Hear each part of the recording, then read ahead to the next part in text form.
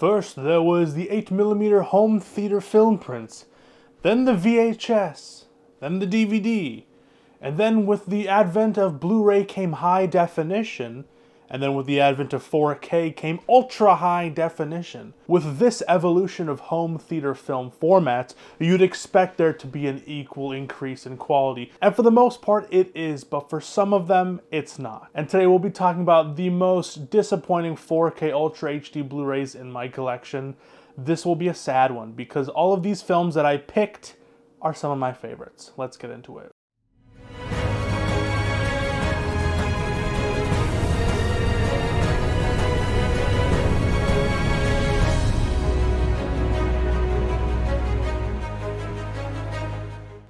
What is up, everybody? I hope you all are having a great weekend. Yes, today we're going to be talking about the most disappointing 4K transfers in my collection. Some of these, are they even an upgrade? Are they not? Well, I spent the extra upgrade of money to buy it from the Blu-ray, and then I was left disappointed. Some of these you may know. I'm excluding all of the ones I've made in my previous video. If you haven't checked out that video yet, I made a couple videos like this, and I've made reviews for bad 4K transfers. So if you're interested in that, click the button over there. And before we get started, please make sure to leave a like and subscribe, because it's free and it means a whole lot to me. Anyways, let's get into it. I have here a list of 7 4Ks that I've personally seen, that I've bought with my own money, and I've been left disappointed. So starting off with number 7, we have Crouching Tiger, Hidden Dragon. Now this is mainly an honorable mention, as I overall decently like the 4K, as it's quite nice, you know, with the uptick in image quality and obvious clarity. But I can't deny how grainy this film is. And usually I don't really care about grain, because I usually love grain, because grain aids in helping you see more detail within the shot without, you know, with nowadays with all these companies doing DNR and all these computer After Effects that ruin the image. But here, unfortunately, the grain is really bad. The grain doesn't feel like filmic grain. It more feels like noise, to the fact where it hinders the color accuracy. Like, here are some screenshots over here. Just look at the grain, and you can't tell me that this does not look bad. You can see the blue, you can see the green, you can see the red within the grain little particles itself. It doesn't look really good. But for me, it doesn't really ruin the transfer, as in motion, when you're seeing it on your screen, I have an OLED, so it doesn't look too bad. Grain haters say that they hate grain. I really empathize with this on this one. All right, number 6, we got Friday the 13th on 4K Blu-ray.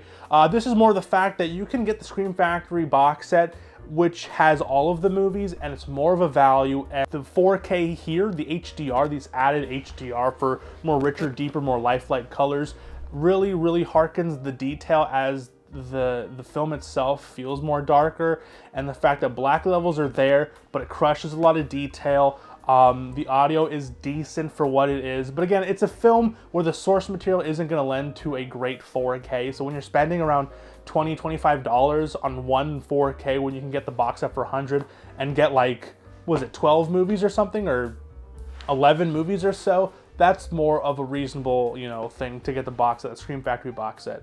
So the 4K itself doesn't really lend well to a 4K transfer, and it just really makes you feel like, wow, really, that's it?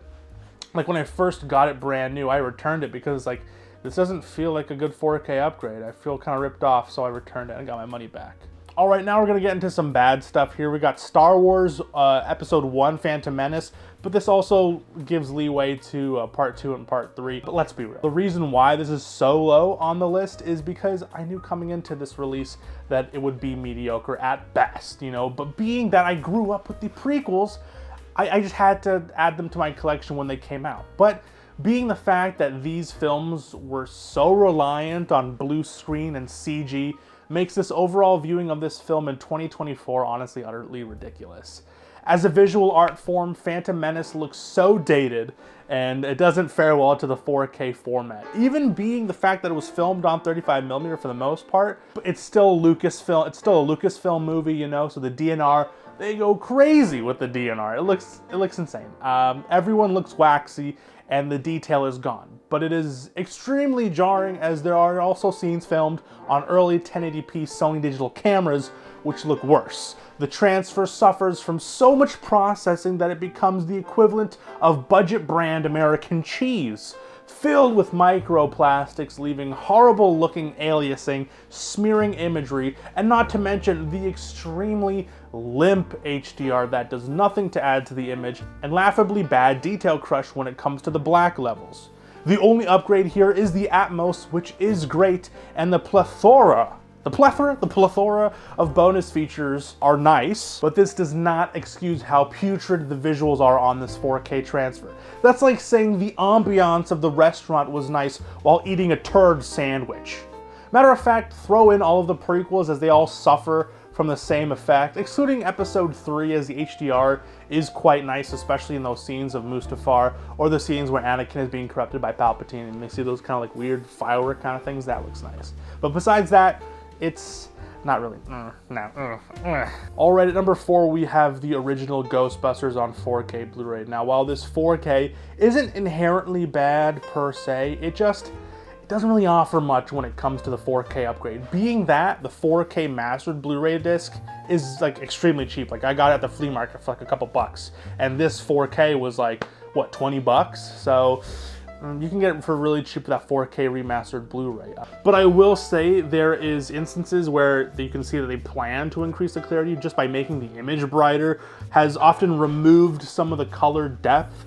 Here is an example where William Atherton's face loses its skin complexion and he turns white as a ghost.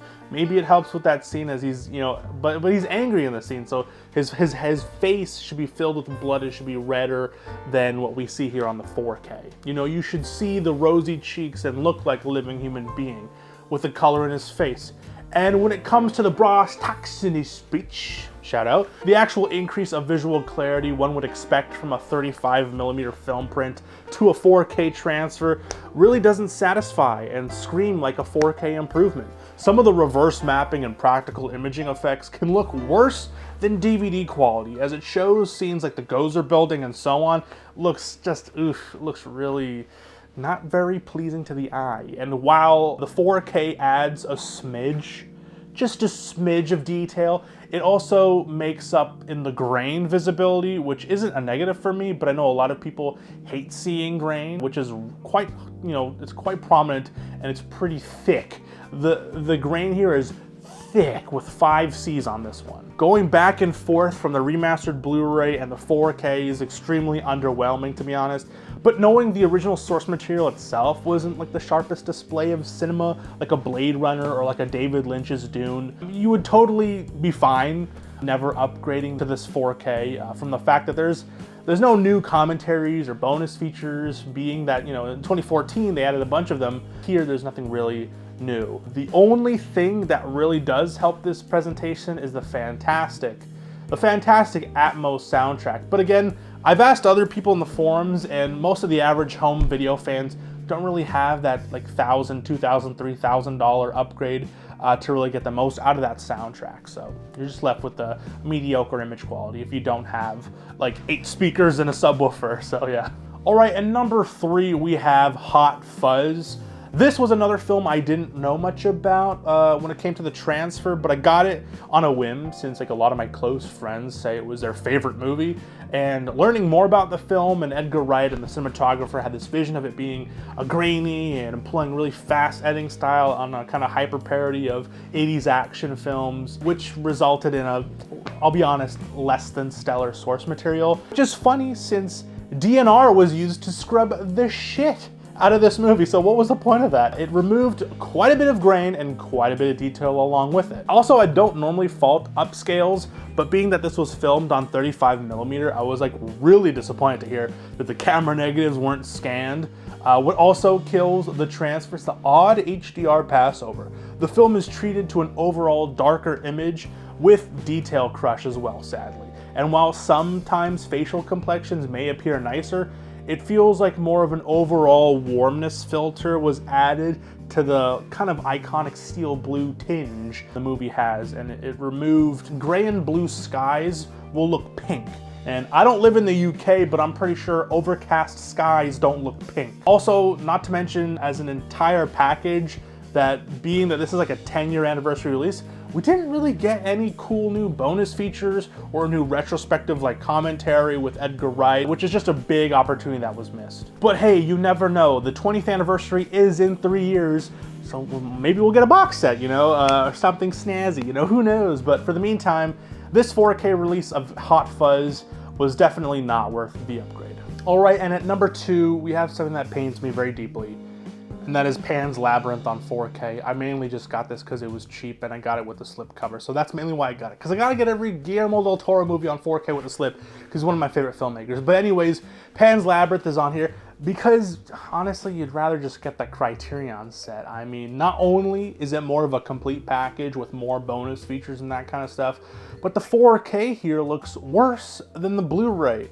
And the HDR10 looks more dull than the Blu-ray. Sky presented here is blue on the blue and gray on the 4K. And while other times it can look way too over-contrasted. Black levels look gray, and what little inkiness they have just crush detail in the shadows and other things like that.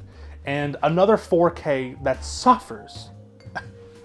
It suffers from digital noise reduction, removing the subtle details that can be seen in wide shots on the Criterion release, which are, you know, as clear as day.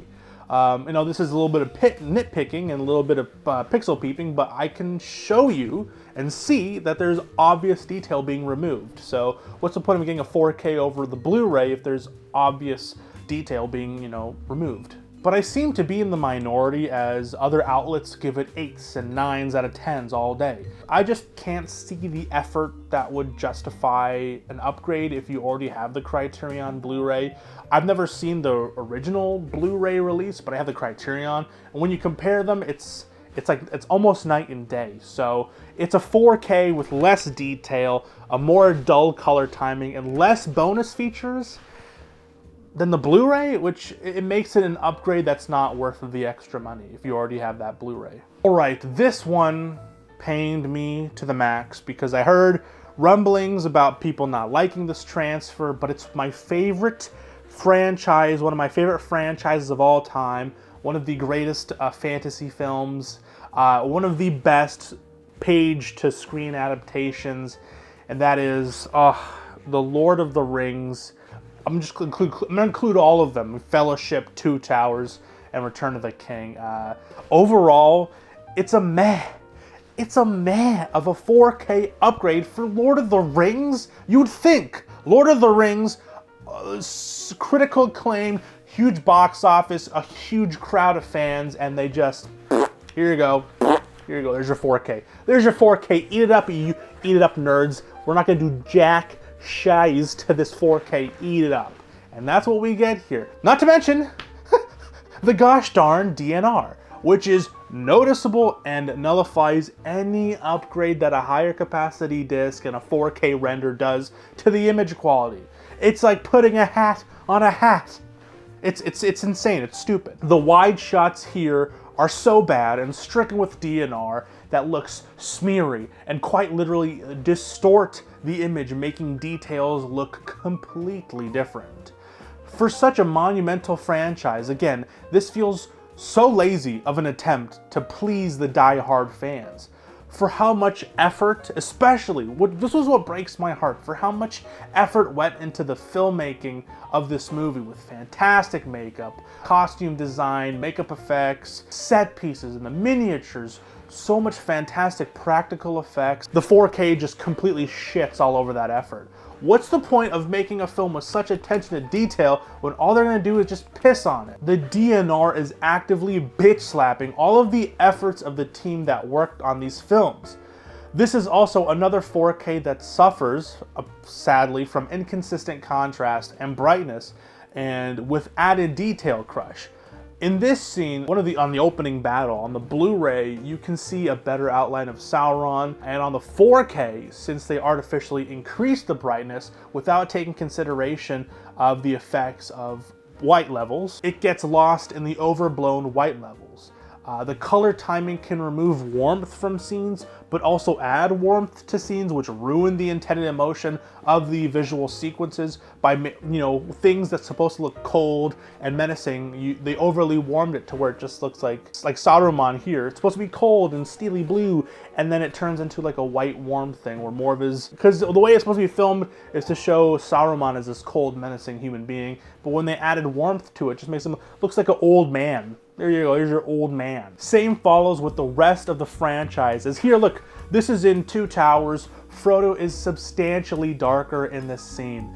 And the overall transfer, it just feels like they darkened it. I was going back and forth, and I'm trying to look, and these are like uncompressed scans. These are huge. These are like, they're big folders, and it's just like, I don't see any difference besides maybe it looking darker and it looking worse, actually, because the close-ups don't really, you can't really see how DNR affects it, but in the wide shots, they just look absolutely horrendous. The overall edges are way too smooth for what it should be. I remember seeing a wide shot of Gandalf, and he has his staff, his wooden staff, wooden staff? And on the Blu-ray, you can see the little wood marks, and you can see the black kind of outline, and you can tell it's wood. But on the 4K, it looks like he's holding a damn little Play-Doh stick. It looked like he was holding a pool noodle in his hand, a brown pool noodle. So when close-ups don't look better than the Blu-ray and the wide shots look worse, there is literally no reason to upgrade, and this is my most disappointing 4K in my collection. It's just such a shame. So yeah. So sorry to bum you guys out, but I just wanted to let my grievances be known and get these things off my chest, because a lot of these go for a lot of money. If you bought the Pan's Labyrinth MSRP, that's like what, $25? If you got the Lord of the Rings set MSRP, that's like $100. So when they're charging you this amount of money and they don't put in the effort, like, hey, I'm willing to pay the $100 if you put in the effort and you give the fans what they want. But when you don't, it just feels like you're actively slapping us. And then when you say, oh, because it's just physical media, they're not going to give a shit. Who gives a shit? They're going to shovel whatever because they're scared of whatever. And that's what the case is here. And I feel violated, and I feel left to cry, and I feel like I have PTSD and trauma for how many times I've been screwed over by these damn companies. But anyways, that was today's video. Went on a bit of a tangent, but I know a lot of you also share my grievances when it comes to just being shafted by these companies who think they can just make a fast dime off of us. So yeah, that was today's video. I hope you guys enjoyed it, and if you did, please make sure to leave a like and subscribe. Again, click on the banner above to see my other lists of worst movies and worst 4Ks and most disappointing 4Ks in my collection, as I've done a couple of these before. So anyways, that was today's video. Again, if you haven't already, please make sure to subscribe and leave a like, because again, it's free and means a whole lot to me. Anyways, that's been today's video. I hope you enjoyed it, and I'll see you guys next time. Please have yourself a good day, night, evening, afternoon, morning. Whenever you're watching this, please stay safe and God bless. Peace, cheers, and long live physical media. See you guys. Peace out.